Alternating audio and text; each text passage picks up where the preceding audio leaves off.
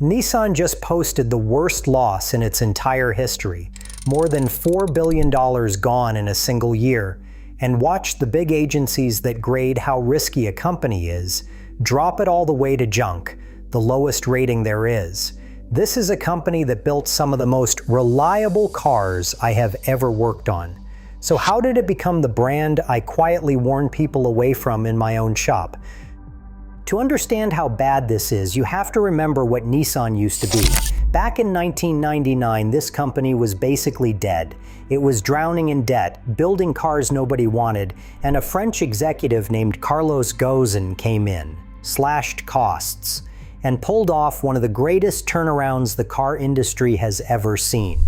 Within a few years, Nissan was one of the 3 biggest automakers on the entire planet, sitting right up there with Toyota and Honda. And they were not just chasing numbers. In 2010, Nissan did something that was years ahead of its time. They built the Leaf, the first electric car the average person could actually walk into a dealership and buy. While everyone else was still talking about electric cars as some far-off dream, Nissan was already selling one. They had a head start measured in years. I want to be fair here because I am about to spend the next 10 minutes tearing this company apart.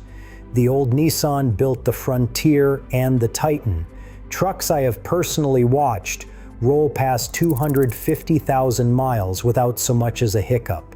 The bones were good, the engineering talent was real, which is what makes everything that happened next so frustrating. But while Nissan was busy looking like the future, something was quietly rotting underneath half their lineup, and it lived inside the transmission. You already know the 3 letters that make us groan in the shop. CVT. It stands for Continuously Variable Transmission, and the idea is actually clever. Instead of fixed gears, you have a steel belt riding between 2 cone-shaped pulleys that change width, so the engine can always sit at its most efficient speed. It gives you better fuel economy and a smoother ride, at least on paper. But what actually happens is Nissan builds these transmissions through Jotco, which it mostly owns, and the whole design lives and dies by heat. The belt has to be clamped at the right pressure by the fluid, and the hotter it gets, the worse it holds. So you tow the car or you sit in stop and go traffic on a hot day, the fluid overheats and the belt slips. That chews up the pulleys, so they grip even worse, and you are in a loop that only ends one way. I have driven cars into the bay where I knew before I even hit the end of the street. There is this shudder right around 25 to 35 miles per hour, like the car cannot decide what speed it wants to be. Owners call it shaking, surging, whining. Then comes the burning smell, then limp mode, and then it is done. A lot of these die before 120,000 miles, some long before that. Let me give you my honest opinion, and I already know the comments are going to come for me on this one. The Nissan CVT of that era is one of the worst transmissions ever put into a mass-produced car. I will say it. I would rather drive a 200,000-mile Frontier than a 60,000-mile Altima, and it is not even close. And the numbers back me up. One model year alone, the 2013 Altima, has more than 2,200 owner complaints on file with the government, 2,200 for 1 year of one car. Nissan even paid out $277 million to settle a giant group lawsuit over the Rogue, the Pathfinder, and the Infiniti QX60. Think about that. They did not recall these. Instead, they quietly extended warranties and paid out settlements, and a whole generation of owners learned the hard way that the lifetime fluid in their car was never built to last a lifetime. But the transmission was only the part you could feel. The bigger failure was something Nissan could not seem to see coming, even though they were the ones who started it. Remember the Leaf? Nissan launched that car back in 2010, and it gave them a head start on the entire industry. Then they threw it away, and the way they threw it away tells you everything about how this company makes decisions. The Leaf had a battery with no real cooling system. Serious electric cars use liquid to keep the battery pack at a safe temperature. Nissan went with simple air cooling, basically letting the pack fend for itself. In hot climates, that is a disaster. Owners in places like Arizona and Texas watch their range fall off a cliff, losing a quarter or even a third of their battery capacity in just a handful of years. And instead of fixing it on the next bigger battery, Nissan went and made the same mistake twice. Then there was the charging. Nissan stuck with an old fast charging standard called CHAdeMO long after the rest of North America had moved on to newer plugs. So Leaf owners ended up stranded on a dying charging network, hunting for the few stations that still worked with their car. And on top of all that, the Leaf had a problem owners nicknamed Rapid-Gate, where after a couple of quick charges, the car would deliberately slow its own charging speed way down to protect that poorly cooled battery. So a road trip turned into a test of patience. The car that should have made Nissan the king of electric vehicles instead became one of the fastest cars to lose its value on the road. They had the lead and they had the timing. They just did not have the follow-through. And while Nissan was fumbling the electric future it invented, it completely missed the thing that was actually making money right in front of it: hybrids. While Nissan was busy betting everything on full electric, Toyota and Honda were quietly printing money, selling hybrids to people who were not ready to plug in but wanted to stop bleeding cash at the pump. Toyota had been doing this since the Prius. By 2024, for the first time ever, gas-only cars dropped below 80% of new car sales in America. The hybrid wave was enormous, and Nissan had almost nothing to sell into it. Here is the part that really gets me. Nissan actually had a hybrid system the whole time. It is called e-Power, and it has been on sale overseas since 2016 in well over 1 million cars. But they refused to bring it to America for years. Part of it was that their engineers worried it would not hold up on long American highways. And part of it, people say, was plain stubborn pride. They did not want to borrow the hybrid technology from their partner company Renault. So they sat on a working solution while their rivals ate their lunch. That system is only now finally showing up here in the Rogue around 2026, roughly a decade late. For years, Nissan engineers worked on something they thought would change everything. It is called the VC Turbo, the variable compression engine. The idea is that the engine can physically change how hard it squeezes the air and fuel inside the cylinder, giving you power when you want it and efficiency when you do not.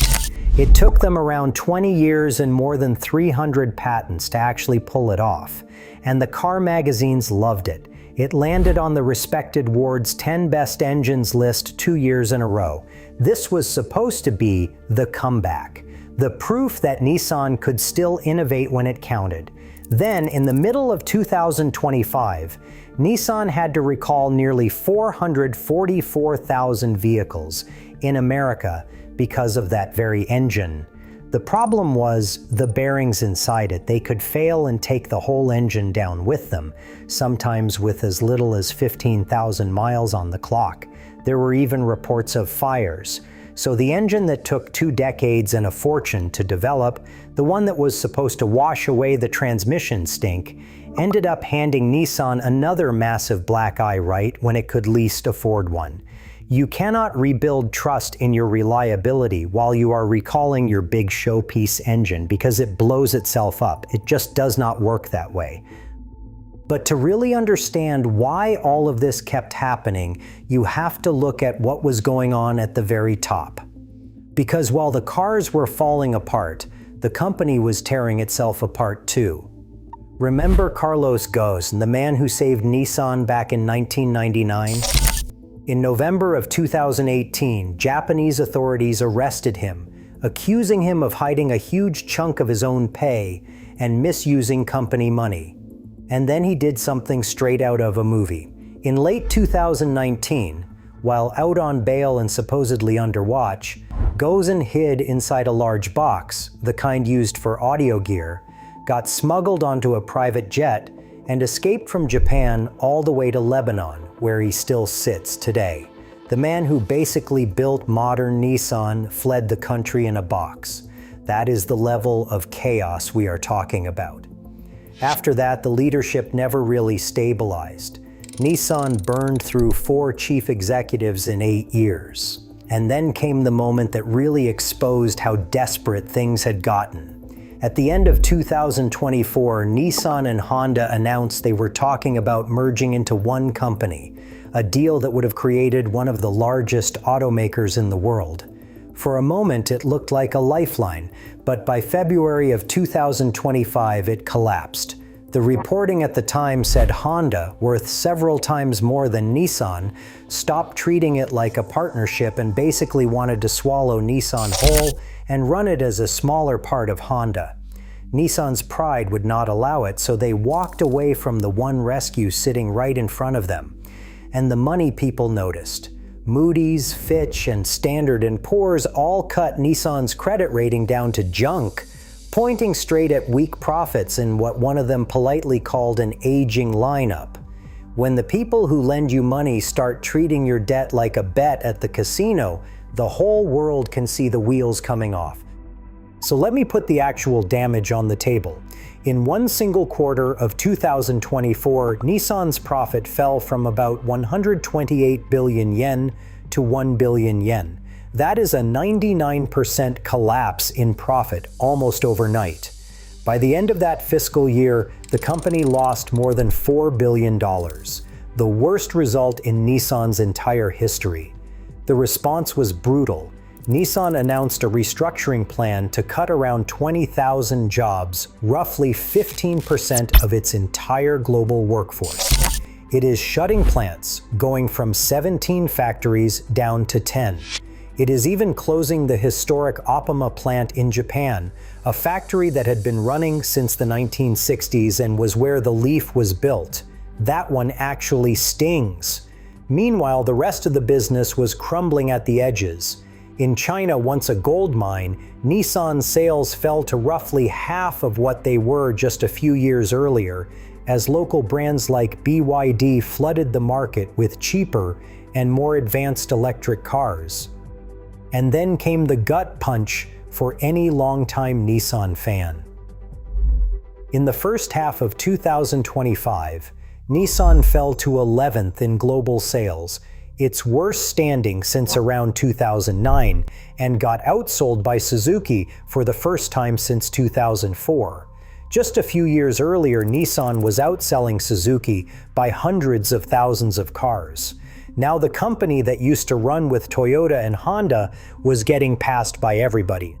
And this is the part that really worries me about Nissan more than any single recall or bad quarter. Back in 1999, Nissan had a clear way out. The cars themselves were fine. The company just needed cash and a tough boss to cut the fat. One brilliant operator fixed it. This time is different because almost every tool Nissan would normally reach for to save itself is already broken. Normally, you lean on your reliability reputation, but 15 years of transmission failures and a recall on your new engine wrecked that. Normally, you ride the hybrid boom to stay profitable. But Nissan sat out that wave and will not have a contender until 2026. Normally, you lean on China, but China has moved on to its own brands. Normally, you raise cheap money for a turnaround, but the credit agencies just made it expensive. And Honda, the partner who could have bailed them out, already walked away. Toyota and Honda drove through this exact same stretch of road, the same shift to electric, the same pressure from China, the same tariffs, and they came out the other side stronger because they kept their reliability and they had their hybrids ready to go. Nissan showed up to the moment that would decide who survives the next decade with a damaged name, a stale lineup, no hybrids, an empty tank, and a former savior hiding out in Lebanon. Every lifeline it has is worn out. Look, I am not writing Nissan off completely. There is still real engineering talent buried in there, and if that new hybrid Rogue lands and they get serious about quality again, this could turn into a comeback story instead of the end of the road. But they are climbing out of a very deep hole that they dug themselves, one shortcut at a time.